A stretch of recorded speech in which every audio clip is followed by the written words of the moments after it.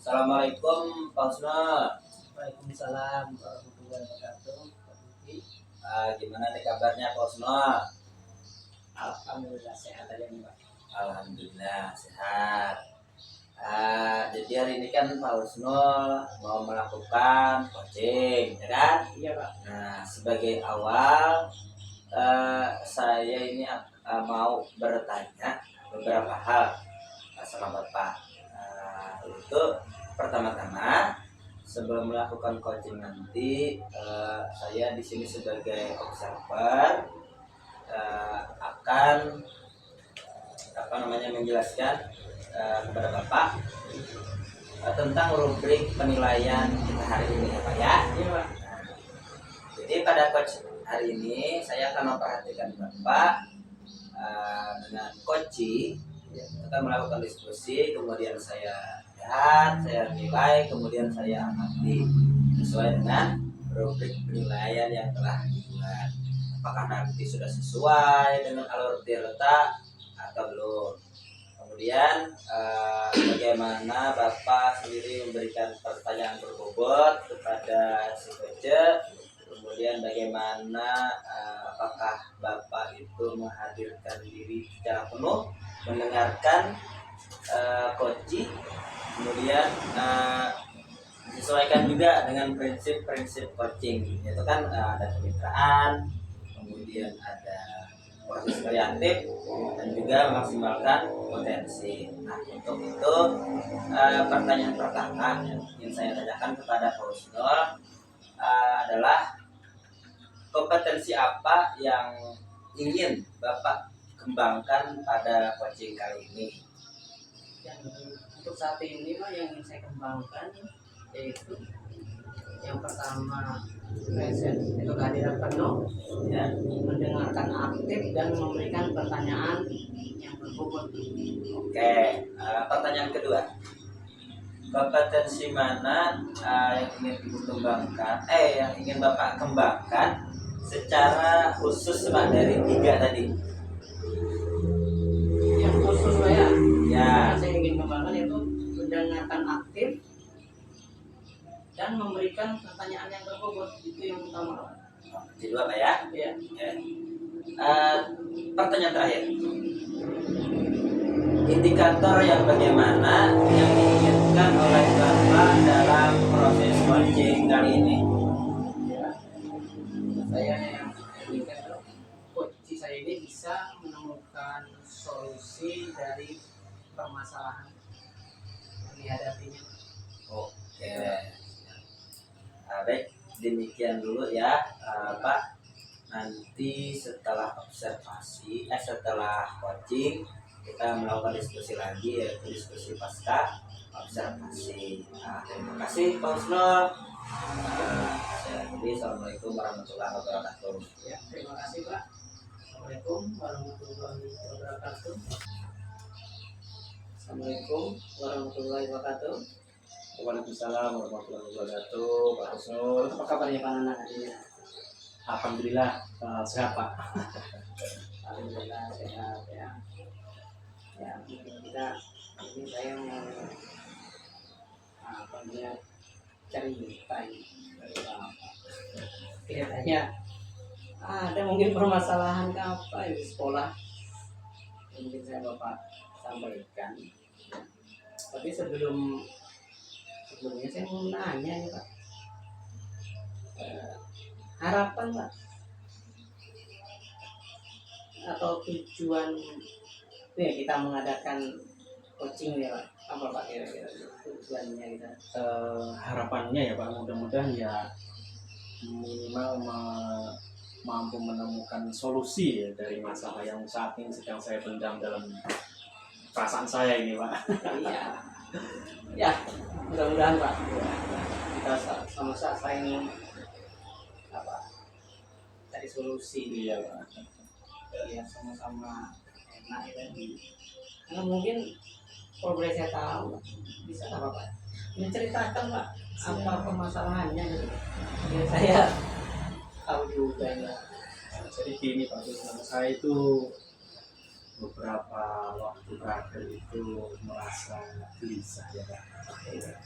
Gelisahnya itu ini melihat realita yang terjadi di sekolahan kita ya Pak, khususnya anak dalam hal komunikasi.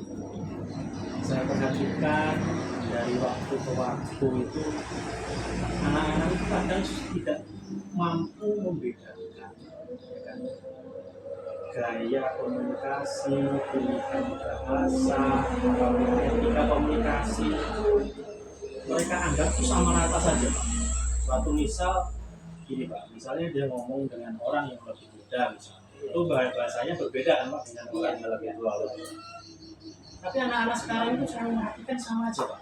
Apalagi dengan perkembangan zaman yang saat ini semakin hari semakin tidak terbendung gitu ya.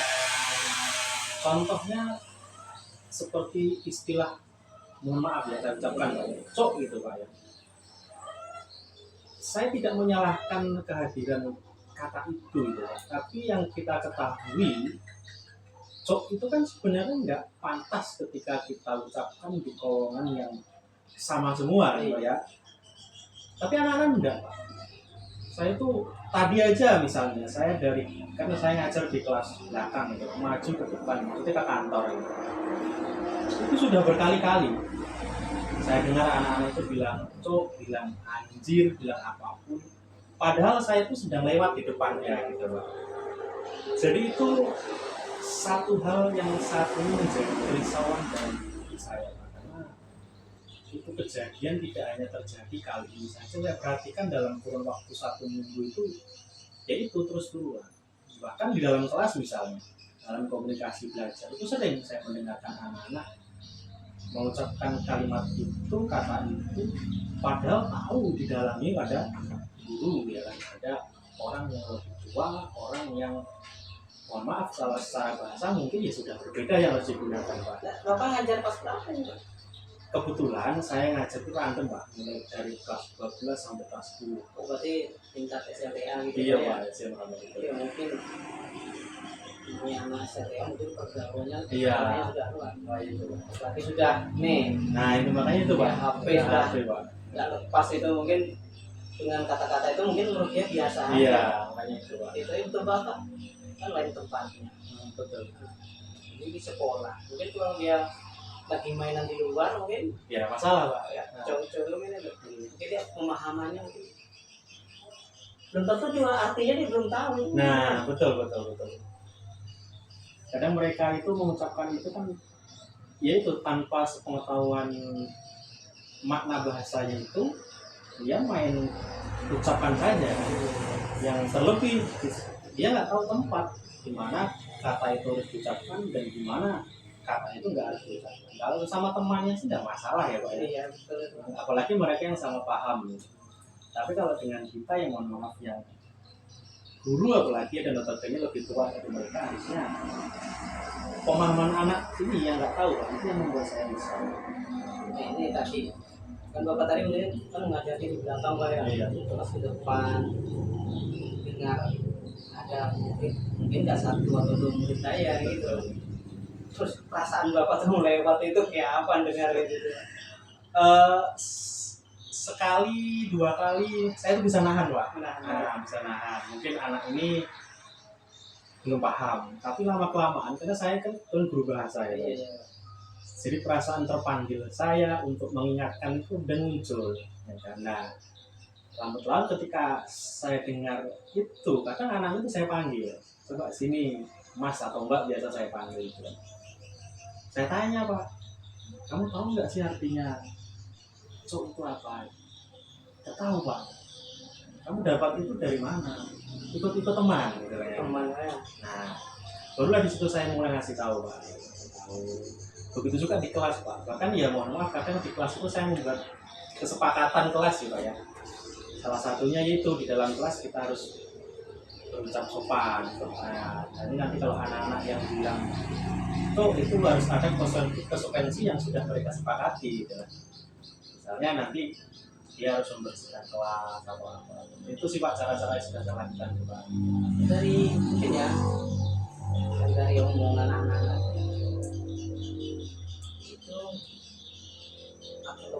dari kelas yang bawah atau tinggi gitu yang kebanyakan mengucapkan itu biasanya? Kalau anak SMA ini saya melihat secara garis umum sama aja sih Pak. Sama lah ya. Karena kan secara generasi mereka nggak terpaut jauh gitu ya Pak ya. Masih dalam satu lingkup generasi gitu. Jadi mulai dari kelas 10 sampai kelas 12 hampir rata-rata ada yang seperti itu Pak. Karena sudah perkembangan zaman, anak-anak itu ibaratnya sudah bebas, Iya betul. HP, wah, pokoknya udah melebihi lah. Kayaknya mungkin sudah kita kayak etika itu Iya. kurang, apalagi ini guru. Nah, menurut Bapak ini kan dengan kejadian gitu kan, ini menurut Bapak ini apa namanya untuk nilai itu, kalau Bapak dari nilai untuk saat ini yang ada ini itu kira-kira dari 1 sampai 10 itu berapa? Ini menurut Bapak dulu aja. Kalau dalam proses pemahaman bahasa saya mungkin masih memberi nilai 5 sih Pak. Ini apa ya? Secara bahasa mereka tahu, mereka paham banyak bahasa, tapi belum tahu menempatkan Penempatannya Pak. Nah, itu kan untuk saat ini Bapak memberi ya nilai itu mungkin sekitar 5. Mungkin Bapak sudah tahu, oh ini di lapangan kan sudah kayak gitu. Ini keinginan Bapak yang selanjutnya kira-kira berapa yang ingin Bapak capai lah? Mungkin saya tidak berharap banyak, mungkin ke-7 aja dulu Pak. Betul ya. Ke-7 itu aja. Itu sudah dibagi sikap anak itu mungkin sudah Ya. bagus lah. Ada kan kalau kita untuk meningkatkan itu lebih dari tadi 500 itu kan ada ini Pak program atau sharing yang mau kita laksanakan, mungkin ada itu ya. Iya Pak. Mungkin gambaran saya yang secara umum ya, biar itu mencakup secara luas di SMA saya misalnya. Yang pertama itu berkolaborasi dengan seluruh warga sekolah. Karena kita membuat satu komitmen untuk kesepakatan bersama untuk memberikan satu bahasa yang bagus. Yang kedua, kita membuat sebuah keyakinan, bukan keyakinan kelas, tapi keyakinan sekolah. Siapapun yang melanggar itu terus sesuai konsekuensi yang sudah kita sepakati. Yang ketiga, membuat komitmen per kelas, kan? Itu untuk memberikan pelatih menggunakan bahasa yang bagus. Yang ketiga, mungkin dari masing-masing guru bahasa itu memberikan satu sosialisasi pemahaman terkait penggunaan bahasa yang pas seperti apa, terus penempatan bahasa yang bagus seperti apa. Mungkin itu sih Pak langkah gambaran saya untuk meraih poin ke-7. Ya, untuk kita untuk mencapai itu Pak ya, itu kan harus ada dukungan dari semua pihak. Betul Pak. Mungkin seperti kayak saya kan kayak ada wali kelasnya gitu Pak ya. Iya Pak. Ya, mungkin ya kalau kita aja mungkin kalau wali kelas tidak mengingatkan terus ke muridnya masing-masing mungkin susah juga. Sama Pak. Karena itu sudah mulai etika.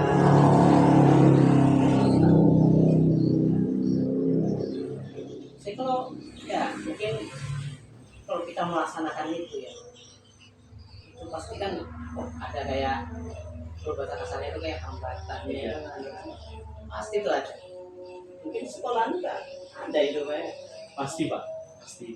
Saya pikir ya hambatan pasti ada, apalagi bahasa itu setiap generasi itu pasti lahir bahasa baru gitu Pak. Jadi hambatan kita sebagai seorang guru yang pertama ya tentu kita harus selalu update tentang bahasa anak-anak sekarang gitu Pak. Yang pertama update perkembangan, yang kedua fungsi dari bahasa itu gitu ya. Nah apalagi ini mencakup sebuah kebiasaan ya Pak. Dan kebiasaan itu tidak bisa kita rubah seperti membalikan telapak tangan. Ya butuh komitmen, konsistensi dan gerak yang berkelanjutan lah seperti itu. Ya, biasanya kalau ada kayak hambatan atau permasalahan itu kan di sisi lain itu pasti ada penunjang atau pendukungnya. Iya betul Pak. Kita untuk melaksanakan itu bagaimana kan gitu. Ya itu kan. Kalau ya yang jelas pendukung utama sebenarnya sih dari apa namanya, kalau dalam proses budaya di sekolah ya pendukung utama ya kepala sekolah, sekolah-sekolah yang mendukung penuh ya terhadap program itu. Jadi ketika sudah didukung dari atas ya saya yakin semua perlahan-lahan mereka akan Untuk yang mungkin tidak itu kan saya anu lagi atau apa sekali lagi ini Pak program sekali lagi atau yang akan kita lakukan tuh apa lagi sekali lagi yang paling dekat mungkin program yang sangat urgent sekali ini Pak, sosialisasi tentang peran dan fungsi bahasa sih Pak. Karena biar anak-anak tahu itu sebenarnya bahasa itu bukan sekedar ucapan yang keluar dari mulut, tetapi bahasa itu bisa mewakili kepribadian seseorang. Apalagi kita kaum ibaratnya kaum terdidik ya. Iya. Jadi harus bisa membedakan bahasa yang formal seperti apa, non formal seperti apa. Ya untuk yang Bapak sampaikan itu sudah berjalan atau memang ada waktu lain kan untuk atau kapan gitu? Sejauh ini dilaksanakan? kalau secara program resmi belum sih. Belum, Ya itu masih saya lakukan face to face aja per kelas gitu, saya masuk kelas, saya sosialisasi. Kalau secara resmi intern warga sekolah itu belum. Ya, terima kasih banyak. Mungkin Pak sudah yang lebar ini. Iya Pak, saya juga yang terima kasih banyak Pak sudah mendengarkan keluh kesah saya. Yang saya tanyakan lagi mungkin bukan tanya sih mungkin ya. Iya Pak. Selama kita tadi kita tanya jawab kayak coaching dan apa kan ini. Itu Bapak pasti sudah ada ini loh pencerahan yang sudah Bapak dapat setelah kita mengadakan ini. Iya. Bincang inilah kisahnya ini ya. Secara garis besar Pak yang saya dapatkan dari percakapan ini, yang pertama pentingnya apa namanya peran dan fungsi bahasa dalam budaya. Yang kedua bagaimana kita mampu mensosialisasikan peran bahasa kepada anak-anak peserta didik biar mereka tahu tempatnya di mana, bahasa A di mana, B di mana, dan seterusnya. Yang ketiga kita jadi tahu apa namanya bahasa itu tidak sekedar keluar dari mulut, tetapi bahasa itu bisa mewakili kepribadian kita. Jadi saya pikir dari situasi yang sudah saya ceritakan tadi tentang penggunaan bahasa yang pas itu sosialisasi pemahaman tentang bahasa itu sangat penting. Berarti sudah ada pencerahan Pak ya. Iya Pak. Mungkin awalnya ini masih ada unek-unek ini kayak apa, mungkin setelah ini sudah mengembangkan ya apa mungkin sudah ada tindak lanjutnya nanti mungkin ada mungkin nah, mungkin ini Pak apa perlu kita nanti bincang lagi kan apa? Boleh Pak, boleh ya. Untuk menindaklanjuti ini perlu nanti kita komunikasi lagi untuk evaluasi. Karena saya mau tahu loh ini habis ini tadi ya dengan paparan Bapak keberhasilannya. Iya betul Pak, penting itu Pak. Mudah-mudahan kan berhasil dan di sekolah itu nah anak-anak juga nggak kembalikan lagi kayak ketiganya. Mungkin itu aja dulu Pak. Baik, terima kasih banyak Pak. Saya terima kasih Pak dapat Saya dapat pencerahan ini Pak. dari Bapak ini. Ya lain kali kita sambung lagi kalau ada Baik, waktu. terima kasih Pak. Ya terima kasih Pak. Ya, saya akhiri. Wassalamualaikum warahmatullahi wabarakatuh. Assalamualaikum. Oh, penana. Maaf, sorry. Assalamualaikum Pak Usnul. Waalaikumsalam Pak Budi. Bagaimana kabarnya nih? Alhamdulillah. Gimana Pak Budi juga kabar? Alhamdulillah baik juga. Tadi Pak Usnul sudah melakukan coaching ya dengan Pak Nana. Ya betul. Ya Pak. Oke, jadi sebelum penutupan ini saya akan bertanya beberapa hal yang berkaitan dengan pasca observasi. Ya kan? Yang pertama nih, kalau boleh saya bertanya, apa saja yang sudah Bapak lakukan pada saat melakukan coaching terkait indikator tercapaian yang diinginkan? Terima kasih Pak. Itu di coaching ini ya, yang sudah saya lakukan itu saya dengan menggunakan alur tirta Pak. Itu menanyakan tujuan apa, identifikasi rencana aksi dan tanggung jawab, sehingga alur tersebut bisa menggali Pak kunci Oh, iya. untuk menciptakan permasalahannya dan menemukan solusi dengan permasalahannya. Oke. Oke Pak Suna, jadi menurut saya sebagai observer, dari segi observer melihat tadi proses coaching antara Pak Wisnol dengan Pak Nanang sudah berjalan dengan baik, dan juga saya lihat sudah sesuai dengan alur tirta ya Pak ya, dan Iya. juga Pak Nanang itu sudah apa namanya berusaha menyampaikan tentang permasalahan atau tentang unek-unek dalam hatinya. Kemudian Bapak pun telah menanggapinya dengan positif, kemudian memberikan apa semacam kayak arahan, kemudian berdiskusi sehingga permasalahan yang dimiliki oleh Pak Anang itu dapat terpecahkan dengan solusi yang temukan di sini ya. Oke. Nah, pertanyaan terakhir ya Pak Rusnol sebelum kita tutup sesi ini, yaitu kompetensi apa nih yang perlu atau yang ingin dikembangkan lagi berdasarkan hasil melakukan coaching yang barusan Bapak Rusnol lakukan tadi? Ya, yang utama Pak ya, kompetensi yang sangat saya inginkan yaitu dengan cara lebih memahami lagi proses kita Pak, sehingga saya pribadi dapat melakukan coaching lebih baik lagi Pak. Oke, siap. Berarti Bapak ingin melakukan coaching lebih banyak lagi Iya. Pak ya? Dicoba lagi Pak. Coba lagi. Oke. Nah itu ya Pak, semoga kedepannya Bapak dan saya juga bisa melakukan coaching dengan lebih baik lagi. Ya. Demikian observasi dari saya pada hari ini. Semoga bermanfaat bagi kita semua. Saya tutup. Wassalamualaikum warahmatullahi wabarakatuh. Waalaikumsalam warahmatullahi wabarakatuh.